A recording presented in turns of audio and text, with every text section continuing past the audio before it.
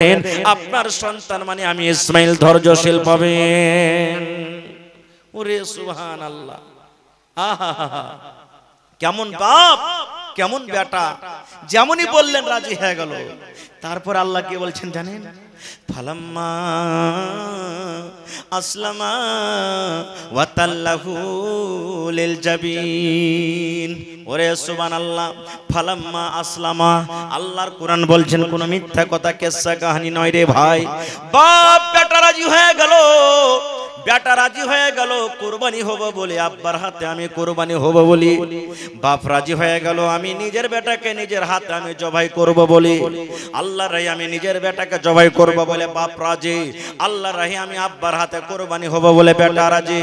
আল্লাহ বলছেন ফালাম্মা আসলামা, বাপ বেটা যখন কুরবানি হব কিংবা দেওয়ার জন্য রাজি হয়ে গেল, এবারে আল্লাহ রাব্বুল আমিন বলেন ওয়া তাল্লাহু লিল জাবিন, এবং তাকে মুখের ভরে যখন শুইয়ে দেওয়া হলো। ওরে সুবহানাল্লাহ, আল্লাহ রাব্বুল আমিন যত দুনিয়াতে মাখলুক সমস্ত মাখলুক বলছেন আল্লাহ রে কেমন তোমার পরীক্ষা, কেমন আল্লাহ তোমার ইমতিহান। এই আল্লাহ দেখো একজন বাপ একজন মানুষ নিজের কলেজের টুকরাকে আজকে জবাই করে দিবেন, নিজের কলেজের টুকরাকে আজকে ছুরি দিয়ে জবাই করবেন। ওরে সুবহানাল্লাহ, ওরে আল্লাহ ফেরেশতারা পর্যন্ত তাজ্জব করছেন আল্লাহ রাব্বুল আমিন তোমার কেমন লীলা, তোমার কেমন পরীক্ষা। আজকে প্রথম একজন বাপ নিজের বেটার গলাতে মনে হয় ছুরি দিয়ে জবাই করে দেবেন কুরবানি করার জন্য। যখন বাপ বেটা রাজি হয়ে গেল, সুবহানাল্লাহ, আল্লাহ তাআলা তো অন্তরের মালিক, আল্লাহ দিল দেখছেন। আল্লাহর উদ্দেশ্য কি কুরবানি লওয়া? জি না, আল্লাহ রাব্বুল আমিন শুধু অন্তরখান্ডা দেখছেন, ইব্রাহিম নবীর পরীক্ষা করছেন। হে ইব্রাহিম, ৮০-৮৫ বছর বয়সে তোমাকে যে বেটাটা দিয়েছি, এই বেটাটাকে তুমি বেশি ভালোবাসো না আমাকে আল্লাহ বেশি ভালোবাসো? এই বেটার পরে তোমার বেশি মহব্বত দয়া না আমার প্রতি মহব্বত ভালোবাসা তোমার? আল্লাহ রাব্বুল আমিন এই পরীক্ষাখানটা শুধু করছিলেন ইব্রাহিম নবীকে। যখন পরীক্ষাতে ইব্রাহিম নবী পাস হয়ে গেলেন, আব গলাতে ছুরি দিবে, এরকম টাইমে আল্লাহ তাআলা জিবরিলকে বলছেন হে জিবরিল, আমার নবী ইব্রাহিমকে আর রুখতে পারা যাবে না, যতক্ষণ নিজের বেটার গলাতে ছুরি দিয়ে জবাই না করবে ততক্ষণ পর্যন্ত থামবে না। যাও তুমি জান্নাত থেকে একটা দুম্বা নিয়ে যাও, আর ইসমাইলকে তার ছুরির তলা থেকে টেনে নিবে, আর তার জায়গাতে কি করবে, এই দুম্বাটাকে তুমি রেখে দেবে। ভাই আমার, তখন থেকে আল্লাহ তাবারক ওয়া তাআলার বিধান হয়ে গেল যে প্রত্যেক বছরে বছর আমরা কি করি, একটা করে জানোয়ার কুরবানি দিই, একটা করে আমরা জানোয়ার কুরবানি দিই। আর আমরাকে জানোয়ার কুরবানি দিতে হবে, নিজের বেটাকে কুরবানি করতে হবে না। খো ভাই মুসলমান, মেলায় কথা আছে এখানে, আমি সব কথা আপনাদের সামনে বলতে যাব না। তবে দেখেন ইব্রাহিম নবী কেমন আল্লাহ রাব্বুল আমিনের প্রতি মহব্বত ভালোবাসা ছিল, যে নিজের বেটাকে বেটা না দেখে আল্লাহর আদেশ আল্লাহর হুকুমটাকে দেখলেন, নিজের বেটাকে কি করলেন, কুরবানি করার জন্য মিনার মাঠে নিয়ে চলে গেলেন। মাঝখানে মেলায় ঘটনা ঘটলো, আমি ওদিকে যাব না। আর একটু আগে চলেন। দুনিয়াতে 3টা মসজিদ আছে, একটা হলো কাবা শরীফ, যেখানে এক টাইমের নামাজ পড়বেন, আর এগুলা মসজিদে যদি 1,00,000 ওয়াক্তের নামাজ পড়েন, তো এগুলা মসজিদে 1,00,000 ওয়াক্তের নামাজ পড়ে জানে কি হবে, কাবা শরীফে এক টাইমের নামাজ পড়ে অতক্ষণে নাকি আল্লাহ দান করবেন। মসজিদে নববী যেটা মদিনাতে আছে, ফিলিস্তিনের মাটিতে যেটা মসজিদ আছে মসজিদ আকসা, ওই মসজিদে যদি আপনি নামাজ পড়েন এক টাইমের এক ওয়াক্তের নামাজ পড়ে জানে কি হবে, এগুলা মসজিদে যদি দুনিয়াতে আজ আরো মসজিদ যেগুলা আছে আমাদের গ্রামে আপনার গ্রামে 1000 ওয়াক্তের নামাজ পড়েন তো নাকি বাড়াবো, এত ফজিলত। সেই ঘটনা, সেই মসজিদ আকসার ঘটনা আপনারা শুনেছেন কাহিনীতে, কোরআনে পড়েছেন। যদি বিশ্বাস না হয়, কোরআনে একটা সূরা আছে সূরা আলে ইমরান, দেখে নেবেন। কোরআনে একটা সূরা আছে সূরা মারিয়াম, দেখে নেবেন। আরবি না জানছেন, হিন্দিতে ইংলিশে সব ভাষাতে এখন তরজমা বের হয়েছে, আপনারা দেখে নেবেন। মারিয়ামের মায়ের নাম হলো কি, হান্না। ভালো করে নামটা মনে রাখবেন। মারিয়ামের মায়ের নাম কি, হান্না। যখন হান্নার পেটের সন্তান, মা নজর মানছেন হান্না, কি মানছেন জানেন? আল্লাহ, আমার পেটে যেটা সন্তান ছেলে আছে, এই ছেলেটা যখন দুনিয়াতে হবে, আল্লাহ এই ছেলেটাকে তোমার ঘরের জন্য আমি ওয়াকফ করে দিলাম, দান করে দিলাম, আমি তোমার ঘরে দিয়ে দিলাম আল্লাহ। তখন তো মেশিন ছিল না, যে আমি যাবো আল্ট্রাসাউন্ড করব, মেশিনে চেক করবো যে বেটা আছে কি বেটি আছে, কোথায় পাবেন তখন? তো হান্না নজর মানছেন, যেমন আমরা নজর মানছি আল্লাহ যদি আমার এই কামখানটা হয়ে যায় তো মসজিদে 1000 টাকা দেব, আল্লাহ আমার এই কামখানটা হয়ে যায় তো আমি 2 রাকাত শুকরিয়া নামাজ পড়বো, আল্লাহ আমার এই কামখানটা হয়ে যায় তো আল্লাহ আমি মসজিদে আমি 5000 টাকা দিব, এরকম নজর মানি না। আল্লাহ কামখান হয়ে যায় আমি একটা রোজা করব, এই যে নজর মানছেন কে? মা হান্না। কি নজর মানছেন? এ রব্বুল আলামিন, আমার পেটে যে সন্তান আছে মা আমি নজর মানছি, এই ছেলের আমি কামাই খাবো না, ছেলের আমি বিজনেস করা খাবো না, ছেলের আমি কাজ করা খাবো না, ছেলের আমি চাকরি করা খাবো না, ছেলের আমি টাকা মজদুরি করা খাবো না। আয় রব্বুল আমিন, আমার এক কলেজার টুকরা সন্তানকে আল্লাহ যখন দুনিয়াতে হবে আমি এই তোমার ঘরের জন্য আমি আল্লাহ তাকে দান করে দিলাম, হেবা করে দিলাম। আমার ছেলে মসজিদে আজান দেবে, মা আমি নেকি পাবো। আমার ছেলে নামাজ পড়বে, মা আমি নেকি পাবো। আমার ছেলে সব বিছাবে, মা আমি নেকি পাবো। আমার ছেলে মসজিদ ঝাড়ু দিবে, মা আমি নেকি পাবো। আমার ছেলে নামাজ রেখে পানি তুলে তুলে দিবে, মা আমি নেকি পাবো। আয় আল্লাহ, আমার সন্তান যখন দুনিয়াতে আসবে রব্বুল আমিন আমি মা নজর মানলাম, আল্লাহ এই ছেলেকে আমি তোমার ঘরের জন্য আমি হেবা করে দিলাম। পেটে সন্তান আল্লাহ রাহে দান করে দিলেন। ওরে সুবহানাল্লাহ, আমরা করতে পারছি? পারি না। আমরা যদি করতে পারি তো কি করব জানেন? আল্লাহ আমার যদি খালি বেটা হয়ে যায় তো আমি একটা ডাক্তার করব। আল্লাহ যদি আমার বেটা হয়ে যায় এমন করে একে তীর তালোয়ার খেলা শিখাবো যাতে একবারে 2-4-10 জনকে একবারে যাতে ছকতে পারে, এরকম আমরা নজর মানব। আল্লাহর বিধান দেখেন, আল্লাহ রাব্বুল আলামিনের বিধান। দুনিয়াতে যখন সন্তান ছেলেটা হলো, ছেলে না হয়ে মেয়ে হলো, মানে বেটা না হয়ে কি হলো? জোরে বলেন কি হলো? আরো জোরে বলে বেটি হলো। কিন্তু নজর কে মেনেছিলেন? আল্লাহ বেটা যাতে হয়, বেটা হলে তোমার ঘরে দেব, কিন্তু বেটা না হয় কি হলো? বেটি হলো। এবার হান্নার মন কিন্তু ভারী হয়ে গেল। হান্না বলছেন আল্লাহ কি হলো, আল্লাহ কি হলো? আমি তো নজর মেনেছিলাম, আল্লাহ তুমি ছেলে দিও, বেটা দিও। আল্লাহ বেটা ছেলে মসজিদের ভিতরে যাবে, বেটা ছেলে আজান দিবে, বেটা ছেলে নামাজ পড়বে, বেটা ছেলে নামাজ পড়বে, বেটা ছেলে মসজিদের ভিতরে যাবে, মা আমি নেকি পাবো। কিন্তু রব্বুল আমিন বেটা না হইয়া বেটি হলো। আল্লাহ বেটি ছেলেকে মসজিদে আমি কেমন করে দেব? আল্লাহ বেটি ছেলে মানুষ মাসে মাসে 5 দিন 6 দিন করে যে মাসিক আসবি, আল্লাহ বেটি ছেলে তো মসজিদ ঘরে ঢুকতে পাবে না। বেটি ছেলে যখন বড় হয়ে যাবে একাই কেমন করে মসজিদের ভিতরে যাবে, পর পুরুষের সামনে কেমন করে থাকবে? আয় আল্লাহ, আমি নজর মেনেছিলাম বেটার জন্য, কিন্তু আল্লাহ বেটা না হয়ে বেটি হয়ে গেল। আল্লাহ আমি এখন কি করব? আল্লাহ কি করব? আমার তো উদ্দেশ্য ছিল আল্লাহ তুমি একটা বেটা দাও। আল্লাহ রাব্বুল আমিন এইবারে হান্নাকে ডাক দিয়ে বলছেন, হান্না রে চিন্তা করো না রে হান্না, তুমি আয় হান্না তুমি চিন্তা করো না, আমি আল্লাহ রাব্বুল আমিন যেটা তোমাকে বেটি দান করেছি, এই ভোলামারি গ্রামে যত বেটি ছেলে আছে ওই বেটিদের মতন নয় রে। কাঠিয়ার জেলাতে যত বেটি ছেলে আছে তাদের মতন নয়, এই লাভাতে যত বেটি ছেলে আছে তাদের মতন নয়, সৌদি আরবে যত বেটি ছেলে আছে তাদের মতন নয়, এই ফিলিস্তিনের মাটিতে যত বেটি ছেলে আছে তাদের মতন নয়। আল্লাহ রাব্বুল আমিন বলেন, হে হান্না তোমার যে আমি মেয়েকে দান করলাম, যেটা তোমাকে আমি বেটি দিলাম, দুনিয়ার বেটি ছেলের মতন নয় রে। দুনিয়ার বেটি ছেলে হলো আলাদা, তোমার বেটি ছেলে হলো আলাদা। দুনিয়ার বেটি ছেলের গুণ হলো আলাদা, তোমার বেটির হলো গুণ আলাদা। আল্লাহ রাব্বুল আমিন বলেন, তোমার বেটির নাম রাখো তুমি মারিয়াম, তোমার বেটির নাম তুমি রাখো মারিয়াম। আল্লাহ বললেন তোমার বেটির নাম তুমি রাখো মারিয়াম, এবং তোমার বেটি যখন বড় হবে তুমি তোমার এই বেটিকে আল্লাহ রাব্বুল আমিন আমি বলে তুমি তোমার মেয়েকে তুমি আল্লাহর ঘরের জন্য তুমি দান করে দাও, আল্লাহর ঘরে তুমি দিয়ে দাও। বলার উদ্দেশ্য মুসলমান কেমন ছিলেন মারিয়ামের মা হান্না? ওরে সুবহানাল্লাহ, নিজের কলেজার টুকরা মেয়েকে আল্লাহ রাব্বুল আমিন ঘরের জন্য আজকে দান করে দিলেন। কিন্তু হায়রে হতভাগা মুসলমান, আজকে আমাদের মাথার চুল পেকে গেল, আজকে আমাদের দাড়ি পেকে গেল, আজকে আমাদের দাঁত উঠে গেল, আজকে আমাদের কোমর ভেঙে গেল, কিন্তু এখন পর্যন্ত আমরা আল্লাহ রাব্বুল আমিনের ঘর কিন্তু চিনতে পারলাম না।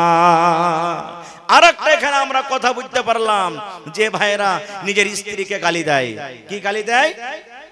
কোনো ভাইয়ের যদি একটা বেটি হয়ে যায় ভালো কথা, ঠিক আছে, অপেক্ষা করবে, মনে হয় বেকার বেটা হবে, কিন্তু না, 2 নম্বরে আবার বেটি হলো, কিন্তু দেখলে ঠিক আছে দুটা বেটি হলো, মনে হয় এবার বেটি হবে, এবার দেখছে কিছুদিন পর আরেকটা কিন্তু বেটি হয়ে গেল, 3-4টা যখন বাড়িতে বেটি চলে আসে, ওরে সুবহানাল্লাহ, কত ভাই এমন আছে বিবিটাকে বাড়িতে রাখে না, উঠতে বসতে বিবিটাকে মারে, গাইল দেয়, শাশুড়িতে ঘোঁচা মারে, ননদরা ঘোঁচা মারে, আর বলে তোর মতন বিবিকে রাখবো না, তুই যদি আমার বাড়িতে থাকিস আমি কোনোদিন জীবনে বেটার মুখ দেখতে পাবো না।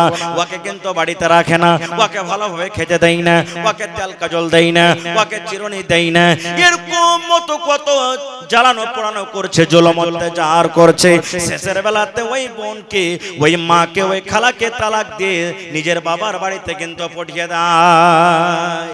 হয় কি হয় না? কত রকম জুলুম অত্যাচার করে ভাইরে। এই ঘটনা থেকে আমরা বুঝতে পারলাম কি, যে বেটা বেটি দেওয়ার মালিক কে?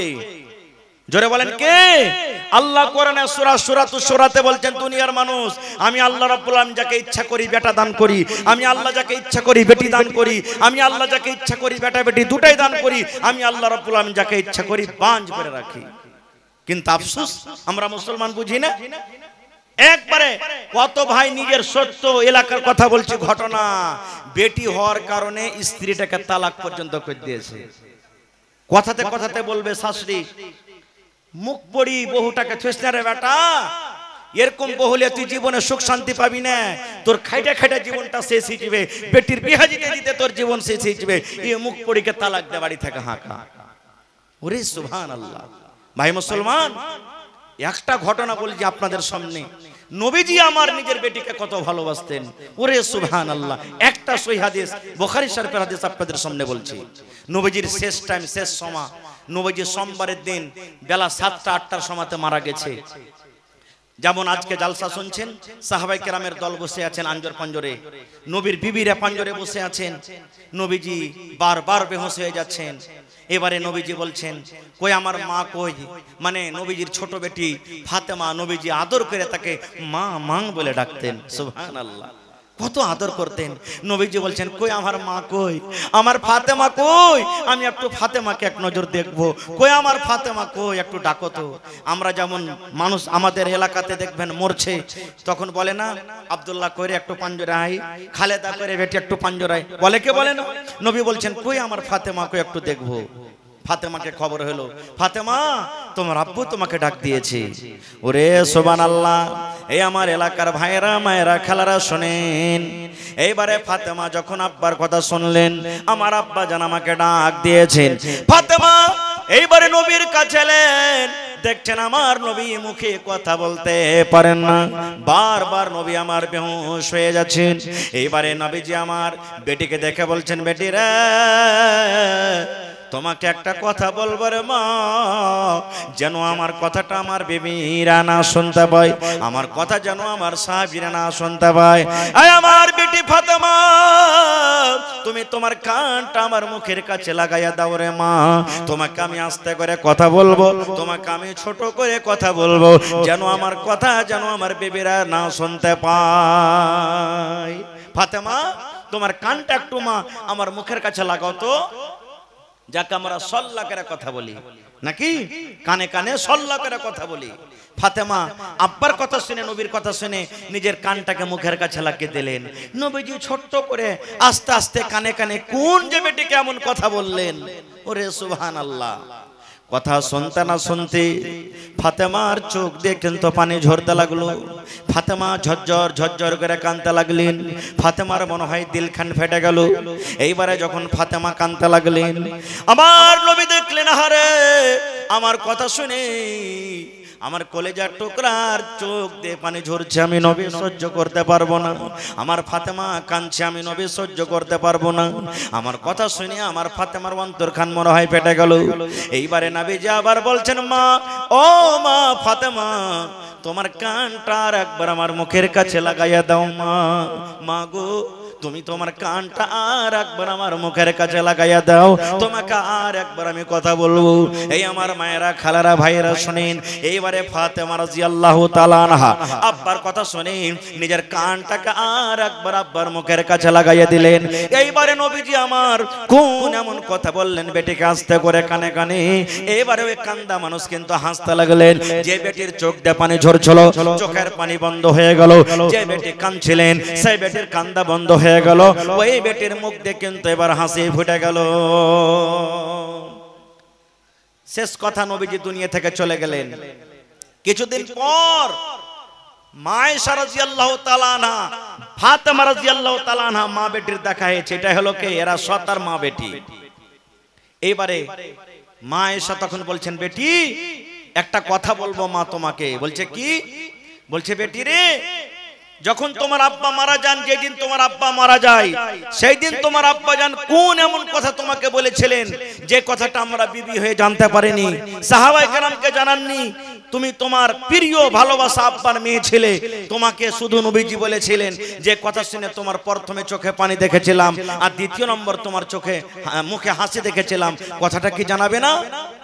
এই আমার ভাইরা, মায়েরা, খালারা শুনেন। এইবারে মা ফাতেমা রাদিয়াল্লাহু তাআলা আনহা বললেন, আব্বা গো, আমার আব্বা জান আমাকে বলেছিলেন। এই মা আমার শুনেন, আমার আব্বা জন্মের তোর টাইমে যখন আমাকে প্রথমে বললেন কানে কানে, আমি কেঁদেছিলাম। এই কথা বলেছিলেন, ফাতেমা রে, আল্লাহ রাব্বুল আমিনের আদেশ হয়েছে রে মা, আমি দুনিয়াতে আর থাকবো না, আমি দুনিয়া থেকে চলে যাব, দুনিয়ার সময় আমার শেষ হয়ে গেল। যখন আমি আব্বার মৃত্যুর কথা শুনলাম, আব্বার মতের খবর যখন শুনলাম, তখন কিন্তু আমি কাঁদতে লাগলাম। আহারে, কাকে আমি আব্বা বলে ডাকবো? কে আমাকে মা মা মা মা বলে ডাকবে? কাকে আমি দুনিয়াতে আব্বা বলে ডাকবো? কে আমাকে আদর দেবে? আব্বার মতের কথা শুনে কিন্তু আমি কেঁদেছিলাম। এইবারে আমার আব্বা জান যখন আমাকে আবার বললেন, ফাতেমা তুমি কেঁদো না, কেঁদো না, আমার মতের পর, আমার মৃত্যুর পর, আমার দুনিয়া থেকে যাওয়ার পর আমার সর্বপ্রথম যার সাথে আমার দেখা হবে সেটা হবে মা ফাতেমা তুমি। এই ফাতেমা, আমার বংশের মধ্যে, আমার খানদানের মধ্যে যার সাথে সর্বপ্রথম দেখা হবে সেটা হবে ফাতেমা তুমি। মা, যখন আমি এই কথাটা শুনলাম আব্বার মুখ থেকে যে আমার বংশের মধ্যে সব থেকে আব্বার সাথে আমার দেখা হবে, তখন কিন্তু আমি হাসতে লাগলাম। মেলাই কথা লুকিয়ে আছে হাদিসটাতে। আমার উদ্দেশ্য হলো বলার এই যে নবীজি নিজের বেটিকে কত ভালোবাসতেন, যে নিজের মতের কথাটা নিজের বিবিরাকে বললেন না, কাকে বললেন? বেটিকে বললেন। নিজের কলেজের টুকরাকে বললেন। কত নবীজি বেটিকে ভালোবাসতেন, আর আজকে আমরা কত ভালোবাসি। সামনে আপনাদের আছে যে আমরা কত ভালোবাসি। ভাই আমার, আজকে মসজিদে নববী, যেই মসজিদে নববীর এক টাইমের নামাজ পড়েন, আর এগুলা মসজিদে যদি 1000 ওয়াক্ত নামাজ পড়েন নেকিতে বরাবর, ওই মসজিদটার জমিন কে দিয়েছে জানেন? কে দিয়েছে মসজিদটার জমিন? এক মিনিটে হাদিসটা আপনাদের সামনে বলছি।